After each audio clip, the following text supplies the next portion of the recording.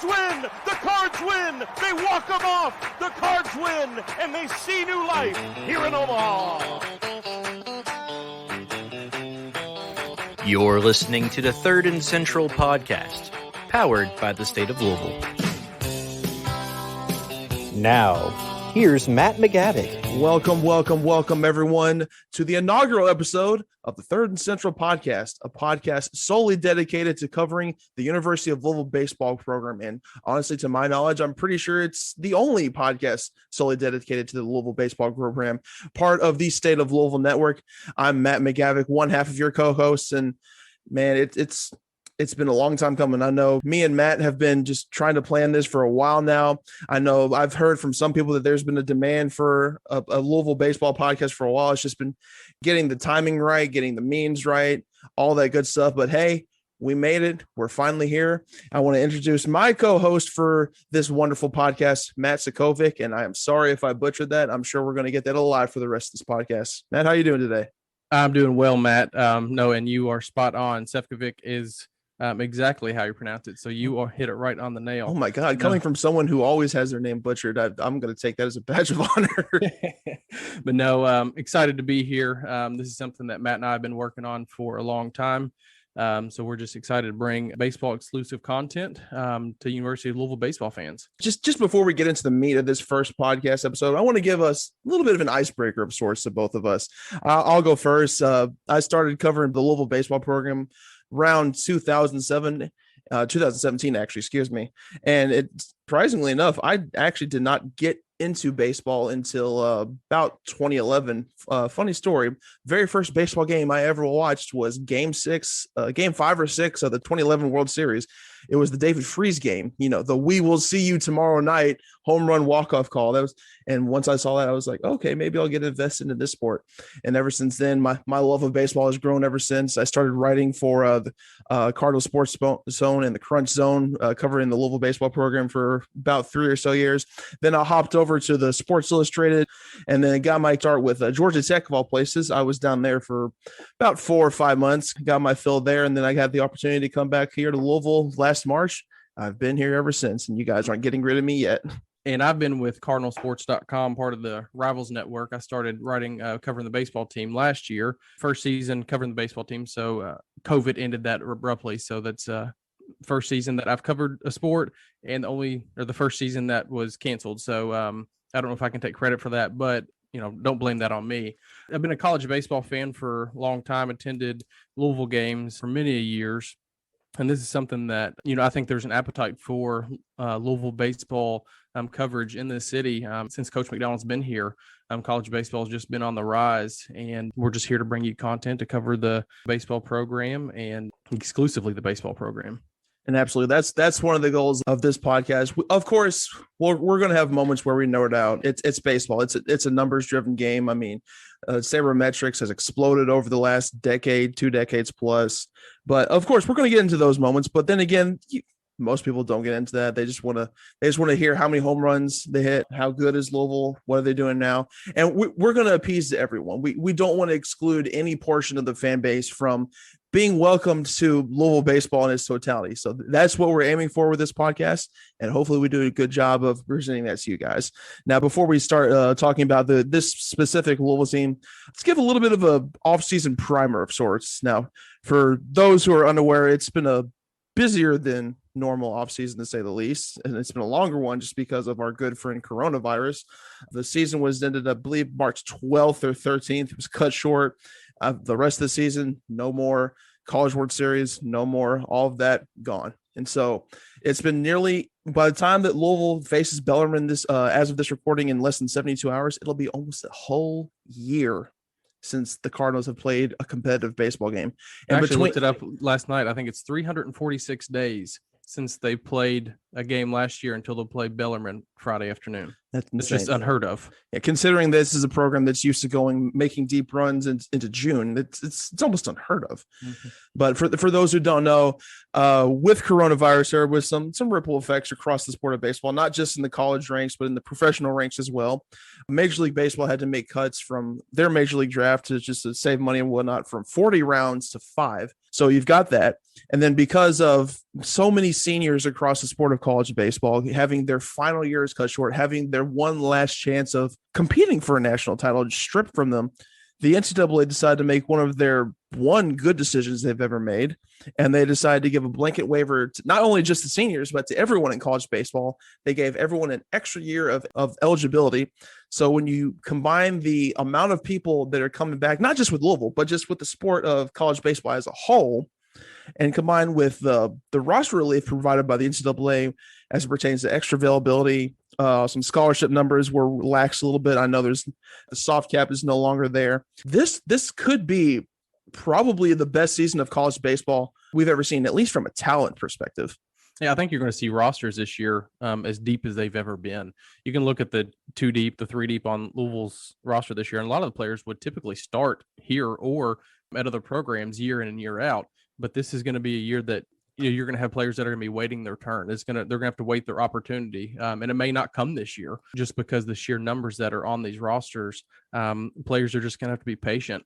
And they're going to have to, come back another year and just to get their opportunity to shine. And kind of how this has affected Louisville this year is, like Matt was saying, the MLB, they allowed players to sign if they were not drafted this year for $20,000 after the 5-round minimum. So Louisville actually lost a couple additional players that were not drafted. So a lot of changes to college baseball this year that Matt and I are going to try to bring to you over the podcast. It's a lot going on with the program, and you, as you can imagine, with all of the players that came back and all of the quality players that come back, because this is a program that normally loses so many seniors to the draft that juniors are considered upperclassmen.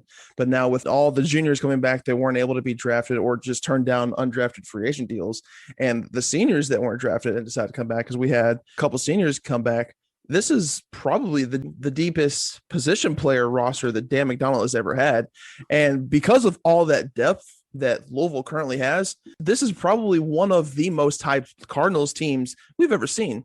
As of right now, I believe all 4 of the major publications have released preseason All-American teams: Perfect Game, Baseball America, D1 Baseball, and Collegiate Baseball Newspaper.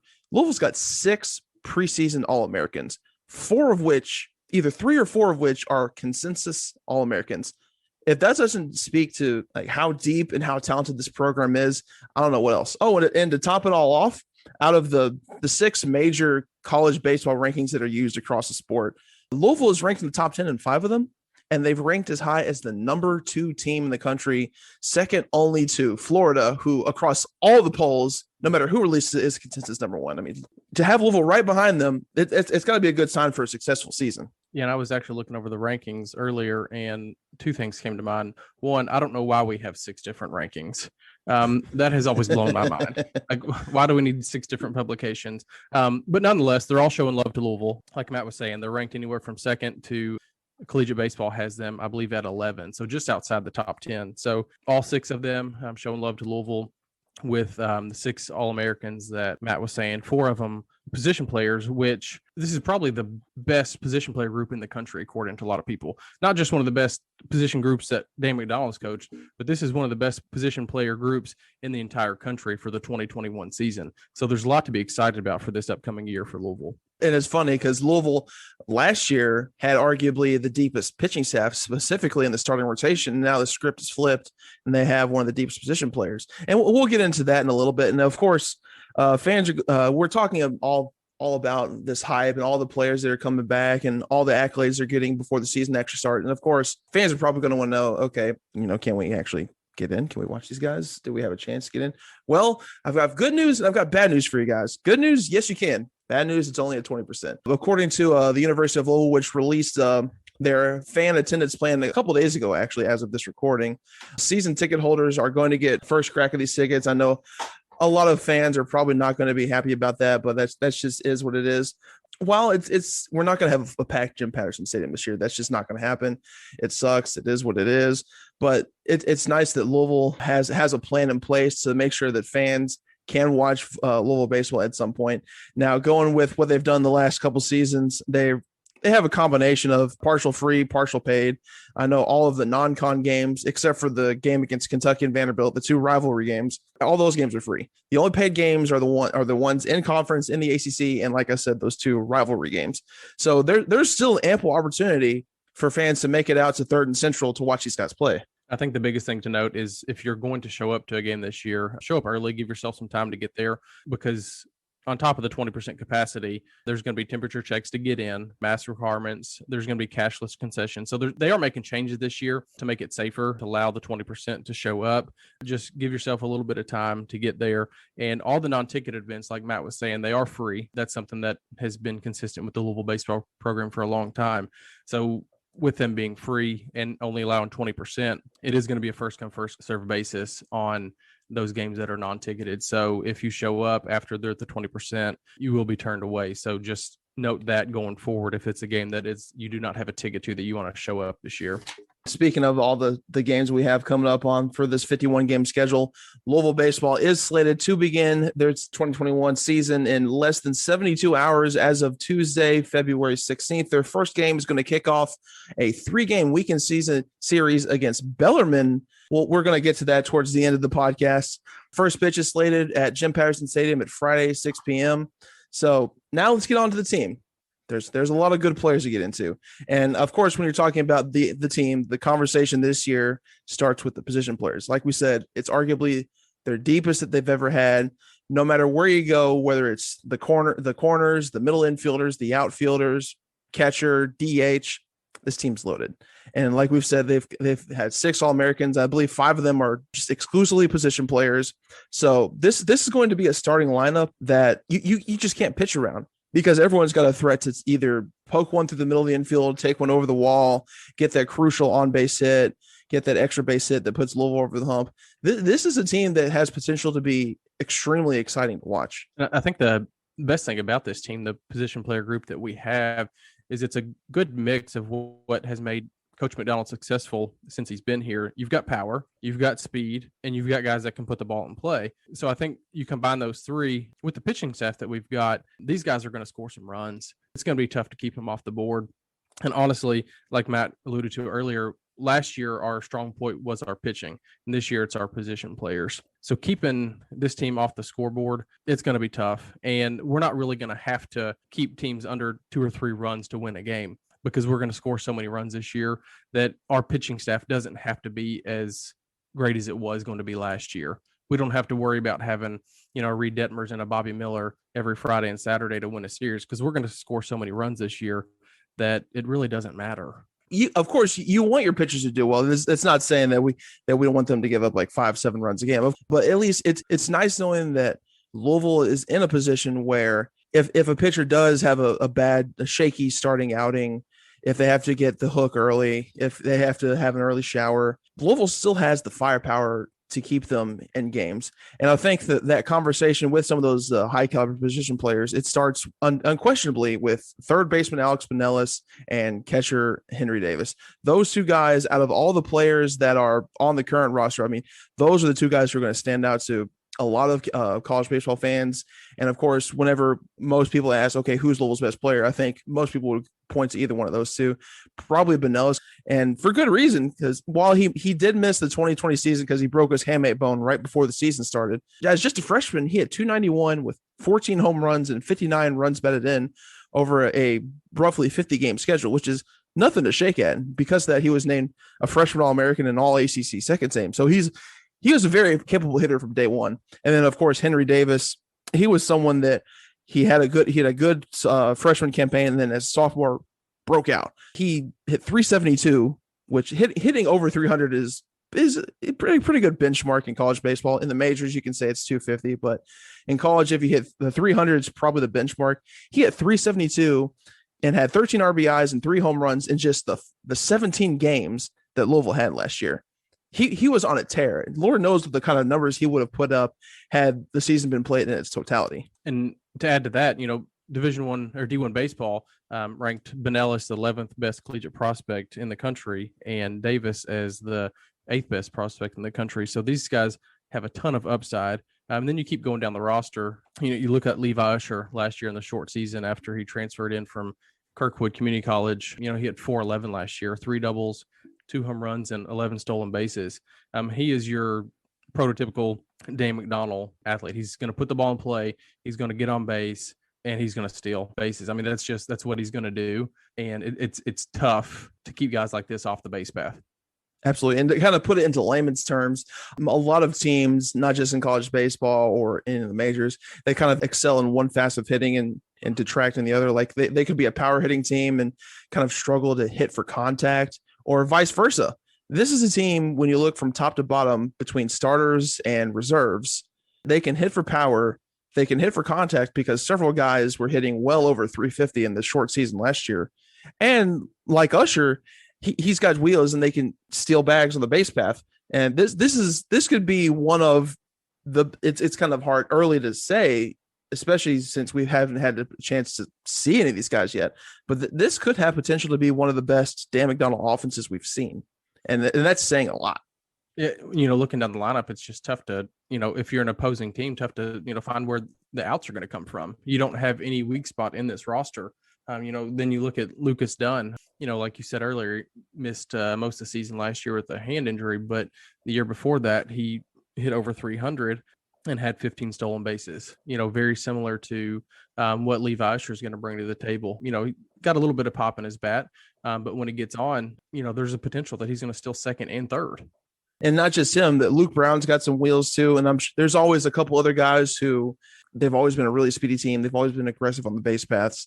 And just because you play catcher or a position who typically doesn't steal a lot of bases doesn't absolve you from maybe trying to steal an occasional base, maybe not turning into a true speed threat, but you're gonna get your opportunities every once in a while. And let's move on to the pitching staff. We've explained, like, this is probably the deepest that position players have ever been.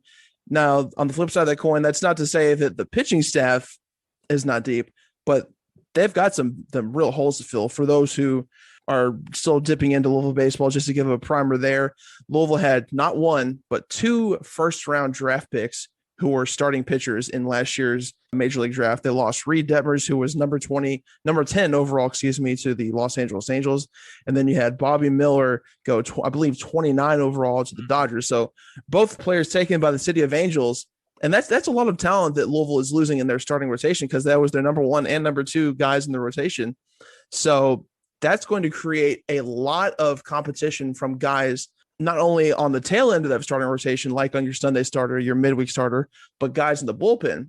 Because as long as Dan McDonnell has been the coach at Louisville, there's always been at least one bullpen guy, more often than not, make the leap from regular bullpen mainstay to starter. And this year, there's the real potential that we could see multiple of those guys. Yeah, when you look back at the rosters of players that McDonald's had, that he's moved from, closers or relievers to, Friday night starters. You look at Chad Green, you look at Adam Wolf. This has happened in the past before, and there's a really good chance that we could see that this year. Michael Kirian, he has been a closer for the past couple of years and been locked down since he's been here. 1.69 ERA in 2019, and last year didn't allow a single earned run in the 6.1 innings that he threw. We don't have a whole lot of tape of him, as a starter. The only time we've seen him start was Pizza Bowl game last fall. He ended up throwing 5 innings, gave up 1 hit, and struck out 8. So there's not a whole lot of film that we have on him in the starter role, but what we do have against a pretty solid lineup, because he was pitching against, Louisville's position player group here and struck out 8. I mean, it's a real possibility, and I think we could see Kirian in the rotation this weekend against Bellarmine. I absolutely agree. And plus, a lot of people are going to expect to see Luke Smith back in that starting rotation. He could very well contend for the Friday spot, but as Dan McDonnell has said numerous times, just because you come back and you're just by default the guy that should earn the Friday night spot, it's not guaranteed. In fact, McDonald's alluded several times over the past few weeks when talking to the media that might not be the case. That could go to a Michael Kirian. That could go to a Glenn Albanese. That could go to even a Jack Perkins or someone of that sort. So we don't know yet. And we've only got a few more days until we figure out who's going to be those starters, both on the mound and in the field. In fact, we actually had a chance to talk to Coach McDonnell, because for our inaugural episode of the podcast, we decided to bring in a very special guest. Of course, who better guest can we bring in than the head coach of the Cardinals himself? So, and that he provided some great insight. He kind of teased as to who he was thinking about, who's going to be in that starting mix, how many players he's considering playing giving playing time for the first couple weeks because of coronavirus and whatnot. Gave us a little injury update, which is always disappointing, but we have that to expect as well. But before, let's not tease that too much. I want you guys to actually get to the end of the podcast and not just skip over that. So let's give a little brief primer to Louisville's first opponent on the schedule. Like I said earlier in the podcast, Louisville is going to kick off the 2021 season against the Bellarmine Knights. Going to have a 3-game weekend series at Jim Patterson Stadium starting on Friday, 6 p.m. first pitch. Dan alluded to Bellarmine's kind of a replacement opponent because their original plans fell through. But if you ask me, this was, I'm glad that those plans did fall through. This could have been something that Louisville, I know Louisville, they've typically gone somewhere with a little bit of a warmer climate to start the year, like Lakeland, Florida. But I love the fact that they're starting with Bellarmine just because who in the city of Louisville does not have some sort of affinity for the Bellarmine Knights, because everyone's familiar with what they've got going on there with some of their collegiate sports with men's basketball and Scotty D. And a lot of people don't know that Bellarmine head coach Larry Owens, he's starting to put together a pretty solid Bellarmine squad. I know this is only their first year at D1, so there's of course going to be a little bit of a transition, but they were reigning GLVC tournament champions, and they've had three consecutive seasons of at least 34 wins. Now that might not say much because as Louisville fans, people are used to 45 win and 50 win seasons and whatnot, but that's above 500. And competing at a relatively solid conference. And heading into this season, they actually had their third baseman elected to the preseason All-American team. They've got some real potential there. And I'm not sure that come out on top of Louisville because they will be making their Division I debut against the Cardinals. But as a whole, I think this is a fantastic series to schedule. No, I agree. Like Matt said, the coach Larry Owens over there has his team rolling. They were ranked preseason 17 last year going into the season before it was canceled, and they've been to 3 consecutive Division II tournament appearances, winning the conference 2 years ago and a runner-up in the GLVC 2018. But if you talk to Coach Larry Owens, he understands the guys that he has on the program. They were recruited for the Division II level. So he knows that what he's got in his roster, he's ready for the challenge, but he knows it's going to be an uphill battle. I think this weekend, pitching is going to be the biggest difference. And Bellarmine actually had a pitcher that was just taken 149th overall in the draft last year. So it'd have been nice to see him this year, face this Louisville lineup. But unfortunately, he drafted and signed, so we won't get to take a look at him Friday afternoon. And like you said, while they are making their transition to Division I, who's to say that they can't do something that the men's team is doing? Because we've seen what the men's basketball team is doing in their Division I debut. Who's to say that the baseball squad can't take some of their momentum and success over the last few seasons and translate that onto the field in their first year competing at the D1 level? And I think what's really unfortunate about that, and we're seeing with basketball too, is they do have that probationary period as well. So if they do have a good year in the ASUN, I just don't understand that. But they will not be able to compete in the NCAA tournament. They don't qualify this year. So don't understand the rule. Doesn't make any sense to me. I saw the other day where Bellarmine's trying to contest that, where they can only have a 2-year waiting period instead of a 4-year. Don't know how far that's going to go if it'll grow any legs, but nonetheless, Bellarmine won't be eligible this year if they do make a run. Yeah, like you said, I don't know why that it should go down to 2. It should be a 0 year. I mean, if you can compete, you should be eligible for the tournament, right. Whether that's conference or the big dance. I don't understand that. It doesn't make any sense to me. If you put the guys out there and they win games, let them play. Exactly. So at the end of the day, I'm just hoping for a competitive series. Hopefully the weather kind of thaws out right now. I don't know what it's going to look like by the time that first pitch is thrown, but if this current weather keeps up, it's not going to look great. Because I'm looking out my apartment window and I still see a couple inches of snow with a layer of ice underneath. So, but Jim Patterson Stadium is usually pretty good about getting the field prepared for first pitch, no matter what the weather conditions are. Well, unless it's a torrential downpour like it was against Miami a couple years ago, but that was a whole nother beast of a storm in and of itself. But that's another conversation for another day. And if it feels like in this inaugural podcast that we're squeezing a lot of information and kind of running through everything at a fast pace, well, that's because we don't want to get too long-winded before we get into the real meat of this podcast, which is none other than an interview with head coach Dan McDonnell himself. So we'll get right into that. But before we transition to that, I just want to say thank you guys for listening to this first episode there's gonna be some things that we work out as we get this started, because as in a pandemic, it's kind of hard to work out things face to face and get everything going in smooth sailing right out of the gate. But we're going to continue to work to give you the best baseball content there is, the best exclusive Louisville baseball podcast content there is. And before we transition into that interview, Matt, where can they find you at on social media? Yeah, you can find me at Matt Sefcovic on Twitter, MATT, last name SEFCOVIC. You can find me there on Twitter, cardinalsports.com, part of the Rivals Network. And you can find myself over at General Wasp. Find my personal there. You can find my work at Louisville on SI. And I would be remiss if I did not mention the great people over at the State of Louisville. Shout out to Presley Meyer. Shout out to Jacob Blaine for hosting this podcast on their network. You can find them at the State of Louisville, stateoflouisville.com, and at State of Louisville on Twitter. Once again, this has been the inaugural episode of the Third and Central podcast. Thanks everyone for tuning in, and enjoy this interview with Louisville baseball head coach Dan McDonnell. Once again, thanks for listening to our inaugural episode of the Third and Central podcast with Matt McGavick and Matt Sokovich. And for our first episode, we decided, you know what? We need to bring in a big name guest. We need to bring in someone who really knows baseball, someone who's really familiar with the Louisville baseball program. And you know what? It doesn't get much bigger than the head honcho himself. Today, we're joined by none other than head coach of the Louisville baseball program, Dan McDonnell. Coach, how are you doing today? Hey guys, I'm doing good. It's if I'm doing interviews like this, it means that we're back in baseball season. Oh, I know. Baseball is just around the corner. We're just a couple days, like I think under 72 hours between now and first pitch against Bellarmine. How close do you think are you to perhaps nailing down that starting lineup and that starting rotation by the time it's time to play ball against Bellarmine? Well, it's always interesting topics, and everybody wants to know. For us, it's more about, I met with the position players the other day, and there's 12 to 14 guys that we want to play in these 8 so-called non-conference games. So if we can get these 8 games in before our ACC weekend at Georgia Tech,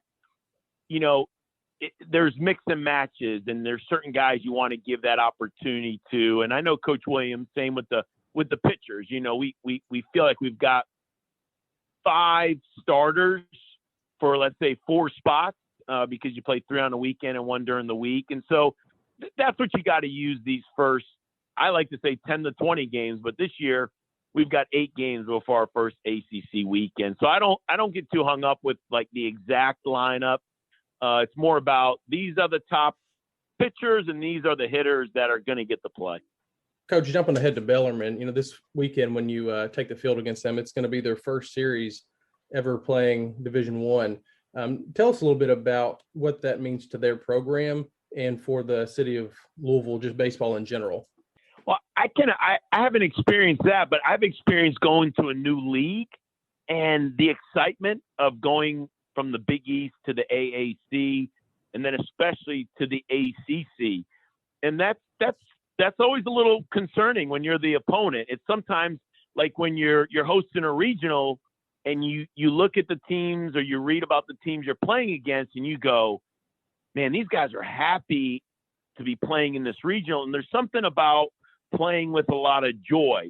So, not only do they have good players, not only are sometimes players with a chip on their shoulder, it's that look at the excitement. They're seeing all the success in basketball at the Division I level. So you're playing a team with a lot of hope and a lot of excitement. And I'd like to think we're going to bring that type of energy because we haven't played since last March, but you can't ever say, well, they were Division II and now they're going to be Division I, so they're not ready for it. I think it's a great challenge.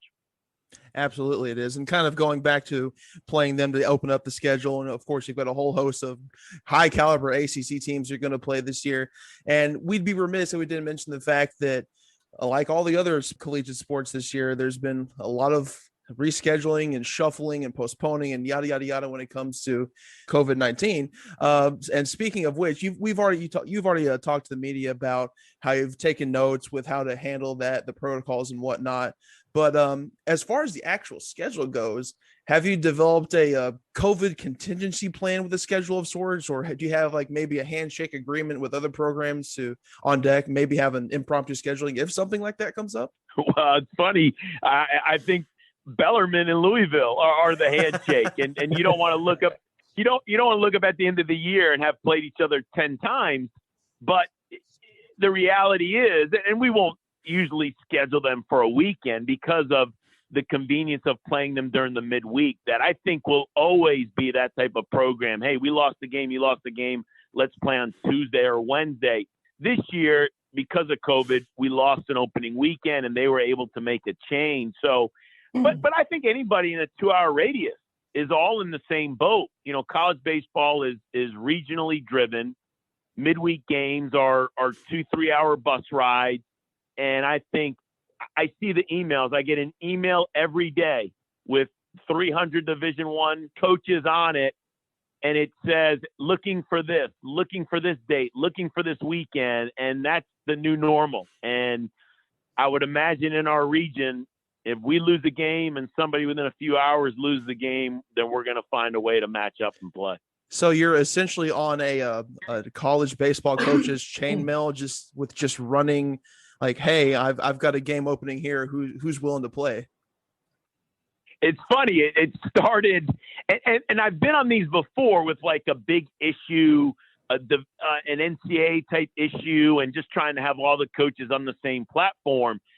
I've never been on one from a scheduling there's a separate website and you can post openings. This is straight email, and one coach sends it, and then it's always reply all. And so probably twice a day, I'm getting an email from this group. Everybody's looking for games. Everybody's looking, whether it's a weekend, a midweek, something. And I can only imagine that's before the season even started. This is going to be ongoing throughout the season as teams are just naturally going to be losing games and looking to find an opponent. And to build on that, we've already seen a handful of series this weekend that have already been canceled. What has been your message to your guys, specifically the newcomers and maybe the freshmen, that there's a good chance they may get more playing time this year than in previous seasons because there may be openings that they have to fill due to COVID? You hit it on the head. In one regard, we've got more players than we ever had because there was only 5 rounds in the draft last year, where typically there were 40 rounds. So we have all these older players that we normally wouldn't have. Lucas Dunn and Glenn Albanese and Adam Elliott and Michael Kieran and Luke Brown and on and on. So we have more players, but that was my message, especially to the younger guys, where in years past, you would kind of have a good idea. This group's going to play. This group's probably not going to play unless there's an injury or two, and let me prepare these guys. Well, now it was kind of like, hey, right now this group's definitely playing. This group right here, well, you might not be playing in the first week or two, but because of COVID, 14 days, taking time to get guys back, guys could be out 2 to 3 weeks. You have to be ready to play. And I challenge our coaches, keep guys ready to play. And the real challenge is the kids, making sure that you might not get in that bat for 2-3 weeks. You might not throw a pitch for 2-3 weeks, but at any point, we might need you. And not just need you for a pitch or an at bat, but we might need you for the next few weeks. So, I always say to guys, the challenging thing for athletes is when the bus pulls up to your spot, are you ready to get on the bus? And it's easy to say you are, but were you prepared? And preparation and the word prepare has been our staple since we got back from the holidays. Like, make sure guys are physically and mentally prepared to step in and perform and have no regret to go, I just wasn't ready when the opportunity called. And hopefully we've gotten that message across. And kind of building on that, obviously, with more probable opportunities for these relatively inexperienced players to see the field, whether it's at the plate or at the mound. Your team is as good as anyone.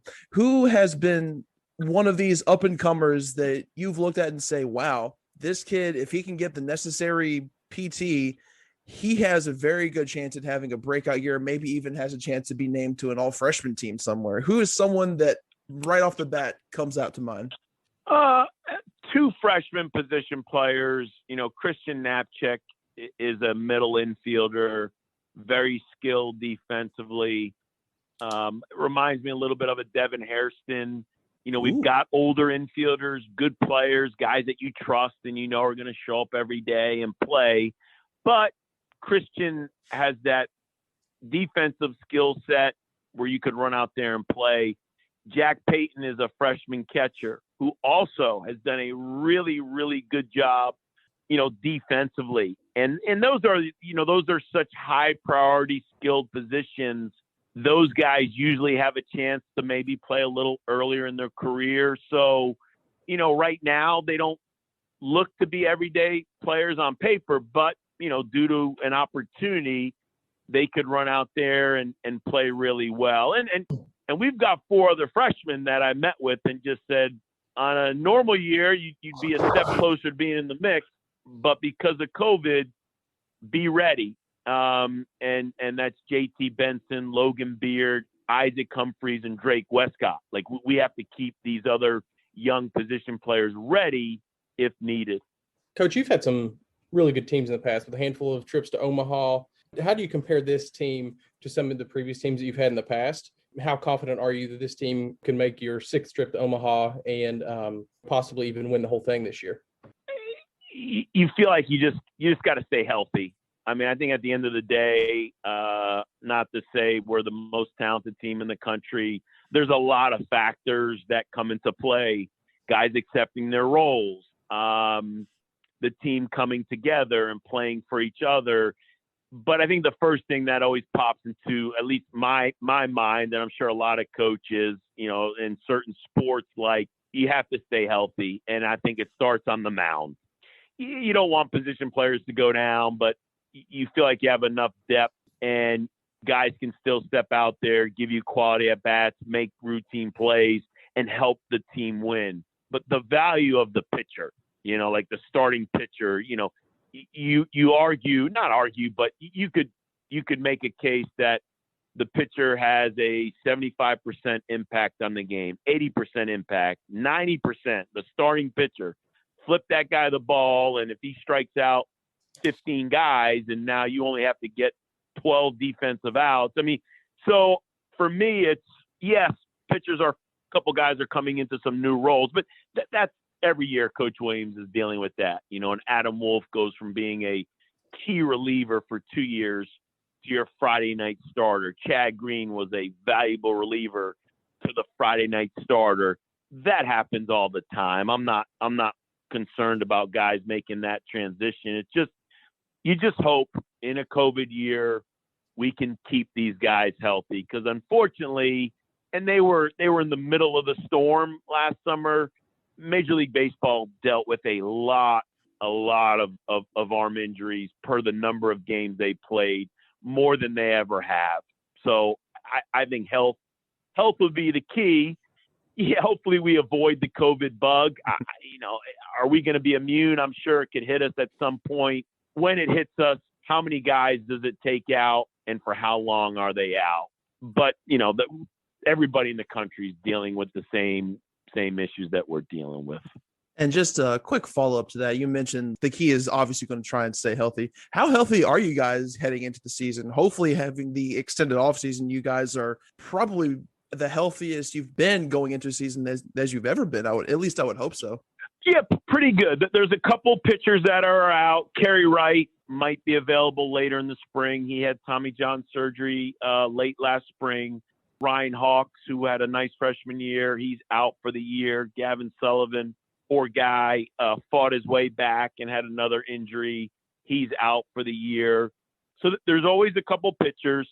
Position player wise, the interesting name to our fan base is Ben Metzinger, because Ben really busted on the scene last year. Was good as a freshman, but we had a lot of older hitters, and he was just a little bit on the outside.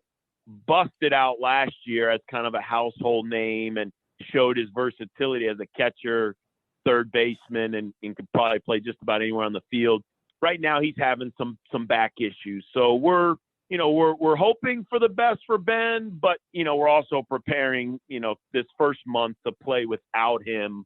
And so right now, those are the guys we'll be without. And as you said, Matt, the Benellises, the Dunns, he had all these guys on the DL last year to start the year. We even had a couple pitchers, but knock on wood, we are very healthy. And, we keep taking those tests a couple times a week, and you just hold your breath and you look for that good report, and everybody's negative, and you go, okay, we survived another day. Well, fingers crossed, knock on wood, insert any other baseball superstition you have that you guys can not only stay healthy, but try and avoid the COVID bug as much as you can. Once again, this is head coach Dan McGonigal, head coach of the Louisville baseball program. Thanks again for joining us. This has been the Third and Central podcast, our inaugural episode, with many more to come. We're going to have a ton of other guests for you as the season progresses, and thank you for tuning in.